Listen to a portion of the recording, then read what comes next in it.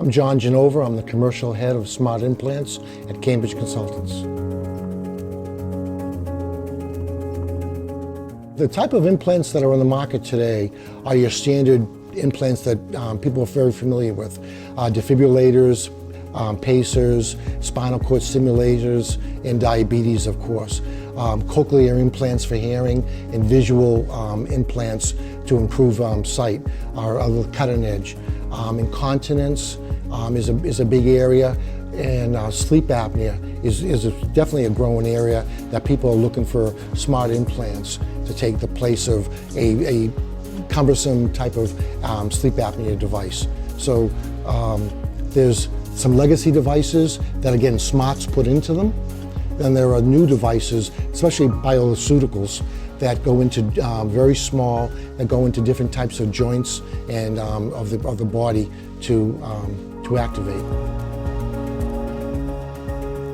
Smart implants is basically state-of-the-art technology in sensing, communication, and powering, and microelectronics put into an implant and then placed into the body to either access information outside the body or to activate information inside the body. Various information can be communicated back and forth. Temperature, blood flow, could be a whole host of things that you can basically get information that's happening inside the body, outside the body. And also, if you want to activate a drug delivery device, that over a period of time, you can activate a smart implant to activate or release a drug at a certain time, at a certain level.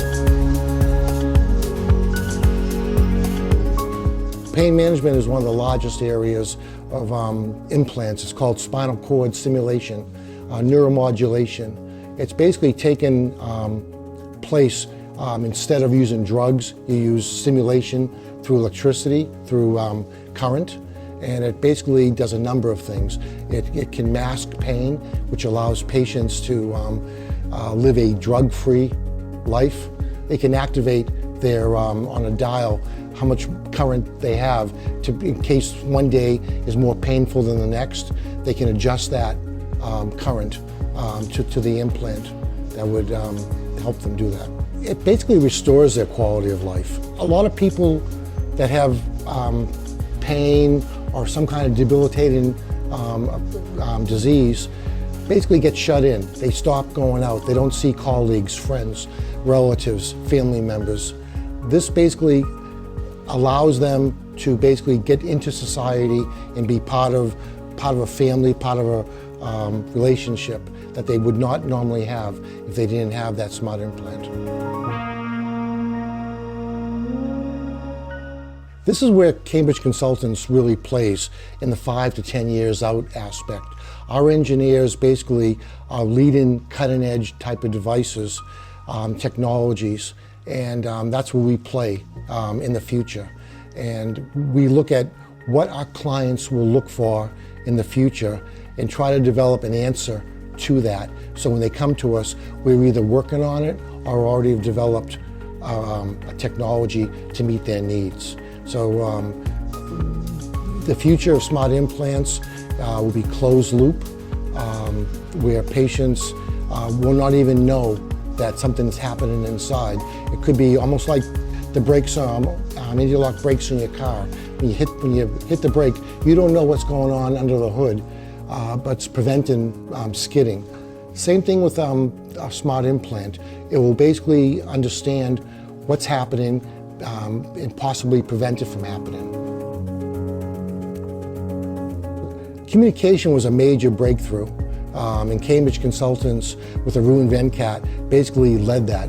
We were the first people to basically put Bluetooth into the body to communicate it, which was really a true game changer. People trust technology more now. There are elderly patients who now are comfortable talking to their doctor over telehealth or on a computer, where they would never do that before. They never trusted it. People would never trust maybe encryption or having their information over a device. Now that COVID has hit and people were forced to do that, that barrier has definitely come down. So I see people using smart implants or not being afraid of a smart implant as they might have been a few years ago. With over 900 plus engineers, scientists, mathematicians, designers throughout many locations around the world, we're basically at the cutting edge of technology in many areas: aeronautical, oil and gas, consumer, satellites, and medical. And we cross-pollinate. So it definitely allows us to bring a lot of knowledge into one area. People often ask me, what is Cambridge Consultants? And I basically tell them, we're a room full of answers looking for questions. And when people come to us and ask us, can it be done? That's where we really shine. Before BLE was allowed to go inside the body, and we invented it to go into all implants that enabled communication, this allowed the patient to become a consumer. And that allowed that person to go out into the world with carrying like an iPhone or an Android, just like anybody else. They weren't carrying a medical device. They were equal to everybody else. They weren't always worried about having their medical device with them. They had their phone like anybody else, and that basically was a true game changer. I see our engineers at Cambridge overcoming the same challenges, but instead of outer space, it's inner space. They're going through hostile environment, deployment, retrieval, communication, powering. Those type of devices are the type of devices that we're coming up with, technology breakthroughs.